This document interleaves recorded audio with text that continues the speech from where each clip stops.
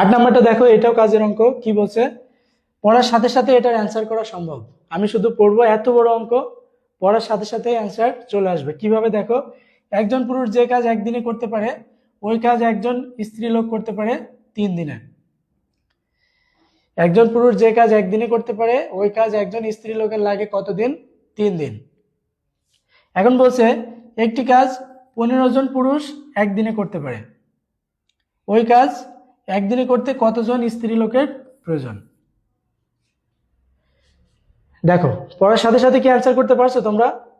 একটা কাজ একজন পুরুষ একদিনে করতে পারে, ওই কাজটা একজন স্ত্রী লোক 3 দিনে করতে পারে। এখন বলছে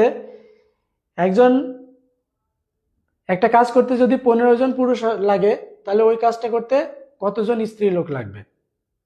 একটু চিন্তা করো, পুরুষের তুলনায় স্ত্রী লোকের বেশি লাগছে কতদিন? কতদিন বেশি লাগছে বলো তো?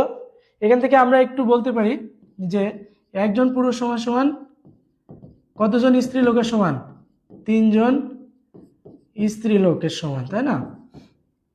একজন পুরুষ সমান সমান 3 জন স্ত্রী লোকের সমান। এখন কি চেয়েছে? বলছে 15 জন পুরুষ সমান সমান কতজন স্ত্রী লোক?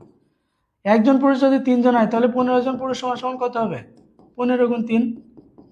এটা তো আমার মনে হয় খুবই সহজ অঙ্ক। অঙ্ক দেখে যত বড় মনে হচ্ছিল আর ঝামেলার মনে হচ্ছিল, করতে কি এত ঝামেলা মনে হচ্ছে? করার ক্ষেত্রে কিন্তু খুব সহজ। তাহলে অ্যান্সার হচ্ছে 45।